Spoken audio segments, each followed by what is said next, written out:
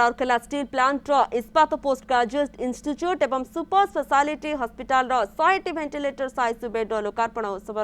केंद्र मंत्री धर्मेंद्र प्रधान लोकार्पण कर सीधा प्रसारण। रघुनाथपल्ली के माननीय विधायक श्री सुब्रत तराई जी, राउरकेला के माननीय विधायक श्री शारदा प्रसाद नायक जी, वीरमित्रापुर के माननीय विधायक श्री शंकर ओराम जी, राजगंगपुर के माननीय विधायक श्री CS राजीव एक्का जी, बोनाई के माननीय विधायक श्री लक्ष्मण मुंडा जी, सुंदरगढ़ के माननीय विधायिका सुश्री कुसुम टेट्टे जी, तलसरा के माननीय विधायक श्री भवानी शंकर भोई जी, सेल अध्यक्ष श्रीमती सुमा मंडल जी, RSP के मुख्य कार्यपालक अधिकारी श्री दीपक चट्राल जी, जिला प्रशासन के वरिष्ठ अधिकारीगण, इस्पात मंत्रालय, सेल एवं RSP के अन्य वरिष्ठ अधिकारी एवं कर्मचारी, मीडिया के बंधुगण, देवियों और सज्जनों,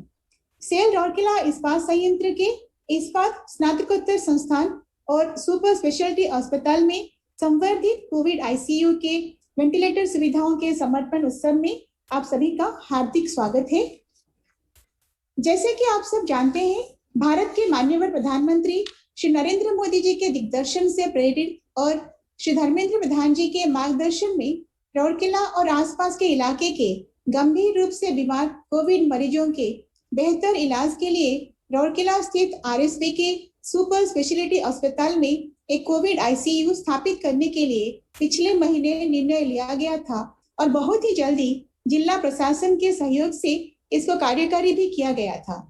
लेकिन अधिक संख्यक गंभीर रूप से बीमार कोविड-19 मरीजों को स्वास्थ्य सेवा उपलब्ध कराने के लिए प्रतिबद्ध हमारे माननीय पेट्रोलियम और प्राकृतिक गैस एवं इस्पात मंत्री जी के निर्देशानुसार सेल ने इस कोविड ICU के वेंटिलेटर की संख्या को बढ़ाकर 100 तक पहुंचा दिया है और वो भी एक ही महीने के अंदर।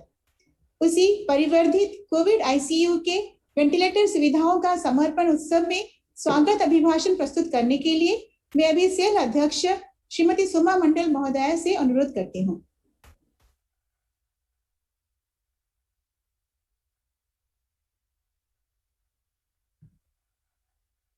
Namaskar, Honorable Minister of Petroleum and Natural Gas and Steel, Government of India, Shri Dharmendra Pradhan ji, Honorable Minister of State and Ministry of Steel, Shri Fagan Singh Kuliste ji, Honorable Minister of Health and Family Welfare, Government of Odisha, Shri Nabo Kishore Das ji, Honorable Member of Parliament, Shri Joel Oram ji, other members of Parliament and Legislative Assembly, officials of Ministry of Steel, district officials, members of Board of Directors, SAIL, CEOs, other senior officers, doctors and medical staff of SAIL, my colleagues, friends of the media, and all connected in this platform. At the outset, I extend a hearty welcome to Honorable Minister of Petroleum and Natural Gas and Steel, Government of India, Shri Dharmendra Pradhan ji, under whose leadership and guidance an ICU facility which had been set up at this super specialty hospital in March this year had been handed over to state government in April 21 for providing critical care treatment to the COVID patients. Again, at his direction, keeping the welfare of the people in the Western Odisha in mind, the hospital facilities